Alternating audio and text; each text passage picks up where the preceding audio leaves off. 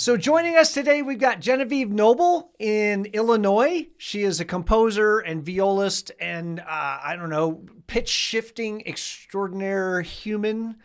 But we're going to talk about pitch shifting today. We talked about sub-octave with Will Baptiste last week. This is a kind of a different thing, and maybe I'll let Genevieve explain what's different about what she does than what we talked about with Will. Okay, so first I'll go into how I stumbled upon all of this because I did not write for electric strings my whole life.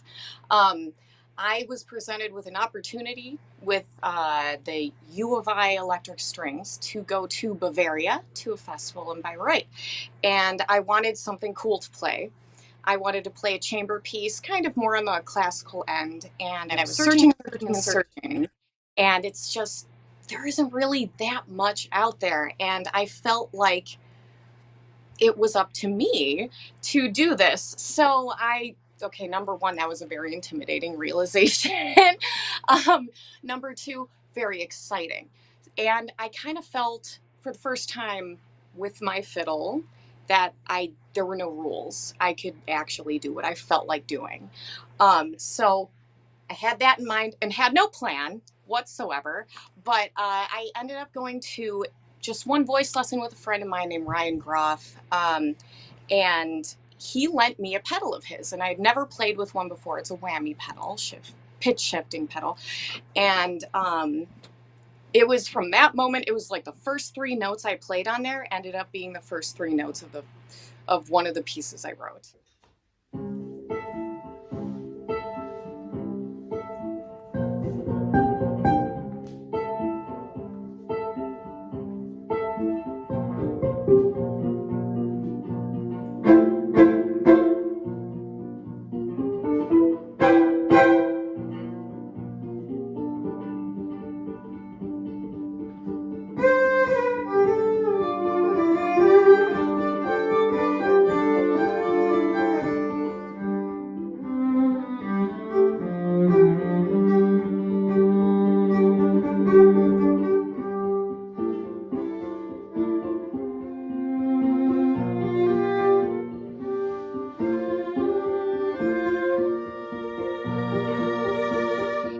It was so fun, and it just really went quickly from there. And I ended up writing a 3-movement chamber work for 3 electric violins. And well, now it's for 1 electric and 2 acoustic. So we'll see how that goes after the premiere, whether I like it better or not. But anyway, so that was my introduction. I really came in knowing absolutely nothing. I'd been around the electric guitar world in high school, but that was a long time ago, and I really didn't have much to do with it since. So I kind of just dove in head first, and here I am, and I try to showcase electric strings and write as much for them as I can. I think it's so fun to play, and it doesn't come with a lot of the emotional baggage that I carried with me as a classical player. So it's really freeing in that sense. So what was the interval that you used, or was this an intelligent harmonizer, the Whammy, or it's just a dumb like interval harmonizer, right? Okay, so confusing question because it sounds like you described the Whammy with both of them. So, so it has a bunch of settings. You can, oh geez, I would have to look. But anyway, the setting I used was a fifth above, and I didn't actually use the Whammy pedal, like the scooping function. I do now, but I just started playing away. And what I noticed is that, well, number one, it breaks a lot of conventional harmony rules and sort of voice leading rules. There's parallel motion everywhere, okay? And one might be concerned it might sound like Mars Holst a little bit, and that was my concern, but it doesn't. Actually, what's really super fun is that the chords you make aren't what you would expect. So playing more than one note on the fiddle, okay, so let's say I play like a major sixth. It does not end up sounding like a major sixth. It ends up sounding a little more like, a big band jazzy chord. So that led me in a compositional direction that I probably wouldn't have gone down, like harmonically speaking. So that was super, it was just so cool. So I just went the way that it led me, and I tried to craft the chords from this. You could call it like a handicap, you know, because you're stuck in this one fifth above place, so you have to make it sound good. So I searched and searched, and the first movement of this trio that I mentioned, Dryades, that really does showcase the neat chords you can get out of it when you play, you know, 2 to 3 notes at the same time. So yeah. So what we would say an intelligent harmonizer is when you tell it the key and then you give it an interval. So you would say, hey, I'm in the key of C and I want you to give me thirds. It will change whether it's a major or a minor third to accommodate the key. Okay, so the whammy isn't that smart then. It just gets stuck in whatever interval you tell it. If it's a minor third, it's a minor third the whole time. There's nothing you can do about it. There's a reason I don't use the minor third function too much, and that's why. But you can use the pedal to change that interval. So I actually played around with it. I was thinking, oh, back in college when I used to play juries and used to play major thirds, I kind of wish I had the whammy because I could just play one note and then just move my foot pedal, whether it's major or minor. But yeah, so you can do that. I now use that function a lot more, but in this first piece, I didn't really use it at all. So what were some of the things that you learned after experimenting a lot as far as how would you change, I don't know, your gear? Do you change your EQ? Do you do anything different when you kick this on? I think that, you know, I'm not an EQ expert yet, and I've only ever borrowed other people's preamps. I'm saving up for one. But what I've noticed is that the pedal itself, the whammy pedal, at least with my instrument, because it sounds different with different instruments. I play one of these, the Yamaha 5-string. With my particular instrument, it's more of a warm sound, and the whammy kind of gives it a little a little bit of an electric. I'd say it emphasizes the higher pitches, right? So what I do is I make it soupy with reverb because, sorry, that's a coping mechanism of mine. And then I make sure that I adjust on my amp. So when I perform so far, and I'm sure it'll change in the future, this is part of my instrument. The amp is part of my instrument. So I change, you know, just the settings on the amp in particular to make it bring out more of the warm tone that my instrument normally provides to kind of offset the tone that the whammy gives it. But also at the same time, it doesn't sound the same. And it doesn't sound the same as it does without the pedal, and it doesn't sound the same as a violin. So I actually really do enjoy that, the difference. Yeah, I think that's one of the things that a lot of people don't understand is that pedal is going to change your sound. You can just kind of embrace that and work with it and go, well, I guess this is what we sound like now. Yes, absolutely. I think that is probably one of the most important things that people who play electric and who want to continue to play it in this evolving landscape of what it is that we do. You need to accept the fact that this is not a Stradivari instrument. This is not an acoustic instrument, and it might look like one, and you might play it really similarly, but it's not the same. So as a composer, that is like beyond exciting because, hey, I have a new toy I can write for, and not many people have. So yeah, so I try to embrace that as much as possible. My preferences are more for the subtlety in the change of sound. So I know that, Matt, you really like distortion and very obvious changes in sound, and that is amazing too. What I've focused more on is just the subtlety of the change. And then I think the pitch shifting pedal is probably my favorite pedal that I have, even though I just got, what is it, Ocean's 11, which is super fun. And I am totally planning on writing a piece that has it in it. But yes.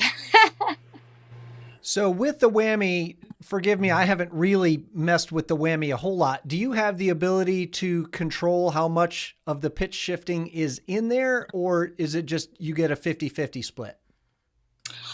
So there's two options. One is your sound isn't coming through. It's just whatever the pitch shift note is. So you're hearing one note, and I think that's the old school version of Whammy.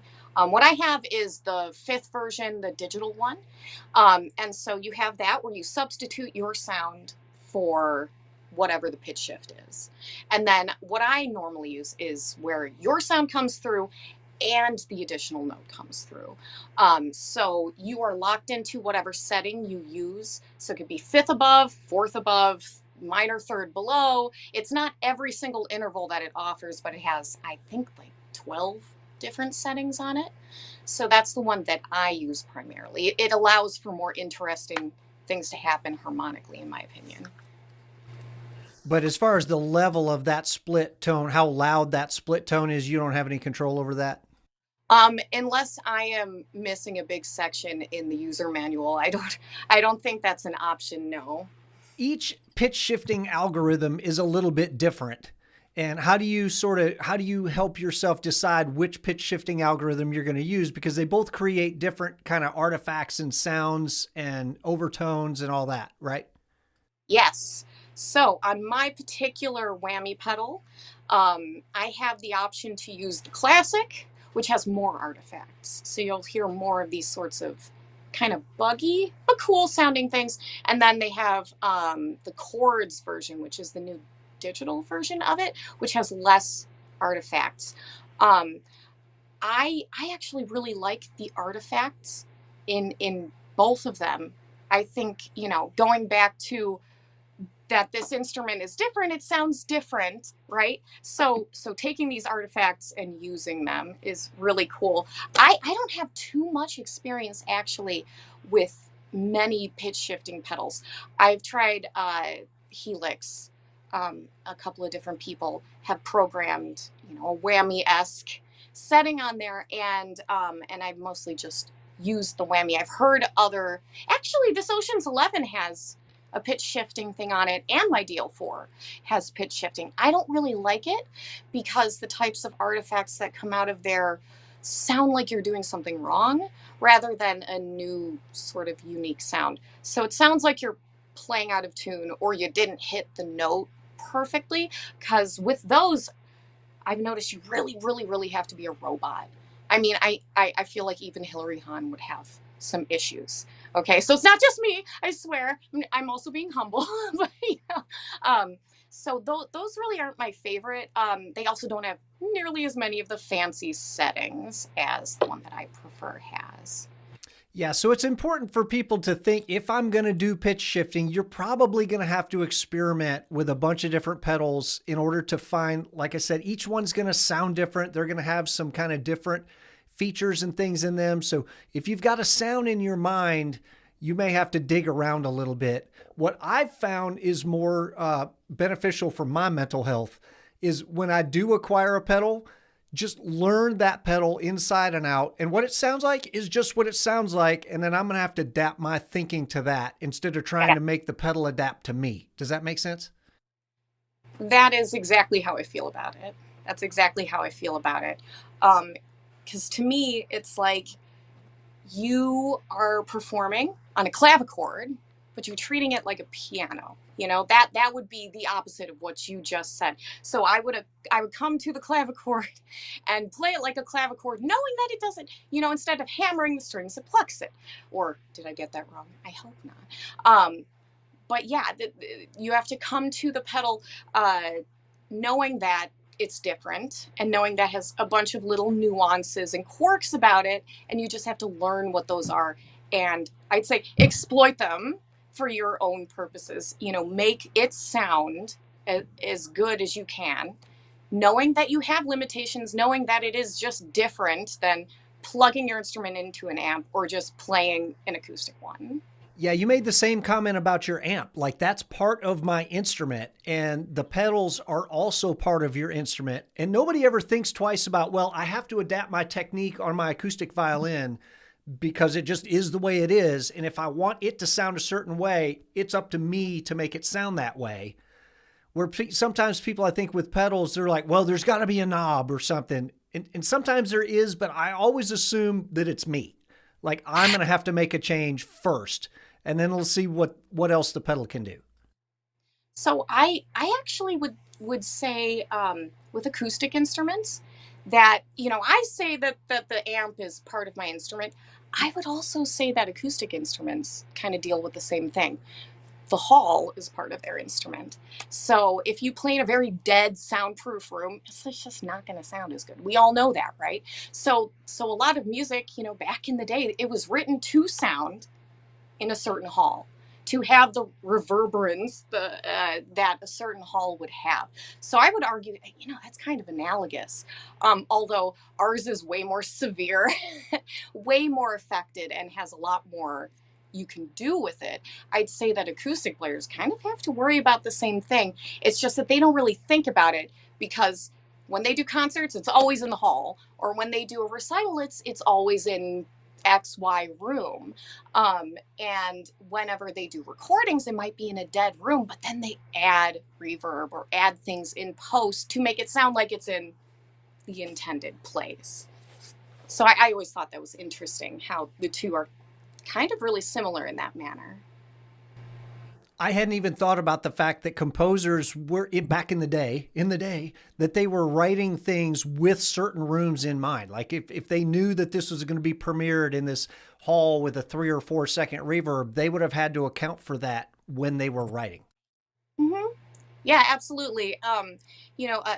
Where we get the word chamber for chamber music is because of the room that it was in. It was in like a chamber room. It was in a small room. Well, not small, but only a certain size of group of people could fit in there, and that limits you. And then the room sounds a certain way, and that limits you. So yeah, there are always these considerations that composers have had to think about. Yeah. So if you're going to give advice to somebody who's looking to get a pitch shifter and do some experimenting with that pitch shifter, what do you wish you would have known maybe when you started down this journey?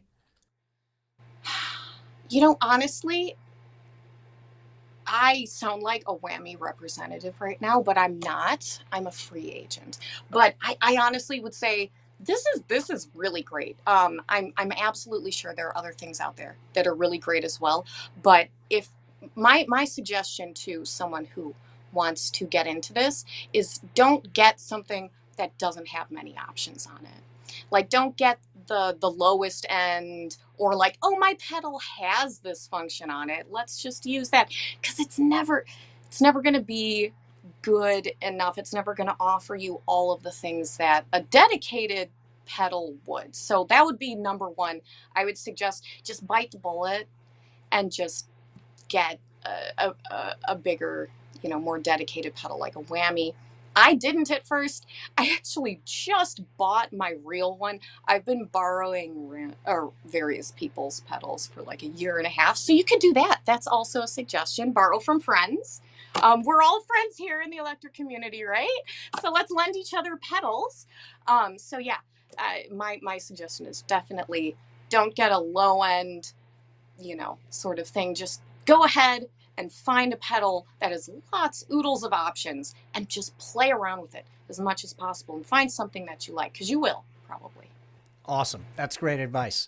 Okay, so Matt's going to play a little bit of the first movement of Dryades, the trio that I talked about earlier, and this really showcases what I was saying in terms of the open fifths presented this path in harmony that I normally wouldn't go down as a composer. And it allowed me to write down some chords that wouldn't have normally occurred to me. So it's a really good example of that.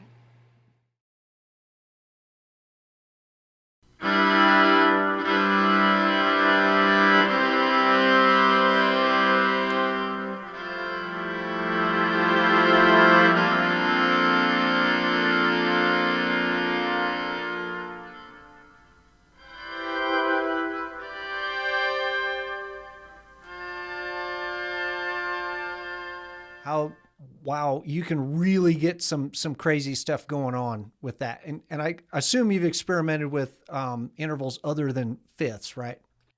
Yes. Um, so the fifths are my favorite because that you can just set it to that and not and be able to write an entire piece with that setting. Or really, it's the perfect interval. So fifth above, fourth below, fifth below, or octave, but that's kind of boring. So with the other settings, it's more of for a moment before you put it back on another setting. It really starts to sound a little bit like a fever dream circus music if you just keep it on basically any of the other settings. So like a minor second, a major second, minor third, major sixth. These all sound kind of insane, sustained for minutes at a time. But if that's what you're going for, do it. And if you can do it convincingly, share it with me. My email's on my website. I would love to hear it. But I favor the perfect intervals personally. Um, but one thing that I have done in Dryades itself is change the setting in the middle. So I changed it to a major third. And actually, ironically, that is the most circus sounding part of that piece. Funny enough. That's in the second movement if Matt wants to dig it out.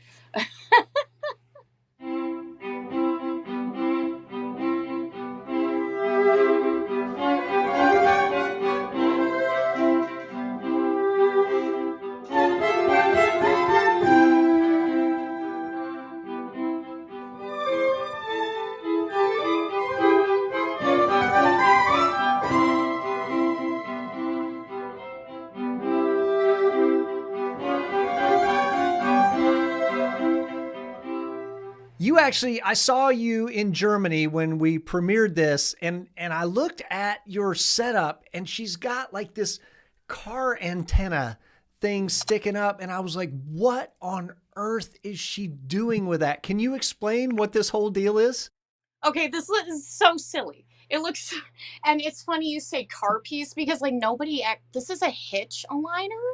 Like it usually has a big yellow tennis ball in the end and then a magnet on this end, and you just stick it to your hitch. And I don't know, you align hitches with it. I'm not exactly 100% sure even what a hitch is, but you know. So I found it at hardware store, and what's funny is that this fits perfectly around the knob for changing the setting on the Whammy. So I'm not going to mess with my camera setup right now, but basically I extend this, I put it on the knob, and then I can just stand normally and twist it like this. So it doesn't like get in my way or anything. It really just comes to about, maybe here or even lower, enough so that I can change the setting without bending over, because honestly that is one of my pet peeves is seeing people playing an amazing show, amazing music, and then they bend over and look really stressed out while they're doing it. I've never seen anyone look chill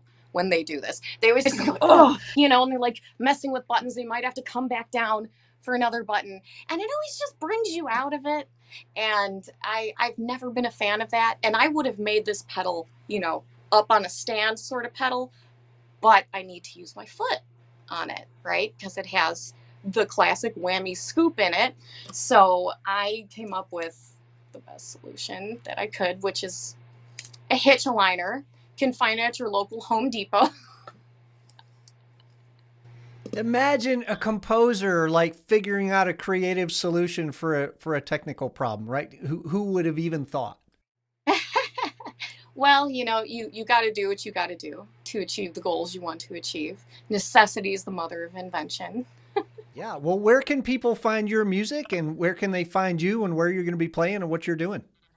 Okay, so I am in Urbana, which is not really the biggest international hub. So I forgive everyone for not coming to my recital on January 24th.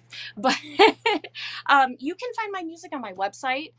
He's going to link it in the description. It's just my name, GenevieveKnoebel.com. And from there, you can find my YouTube, my Instagram.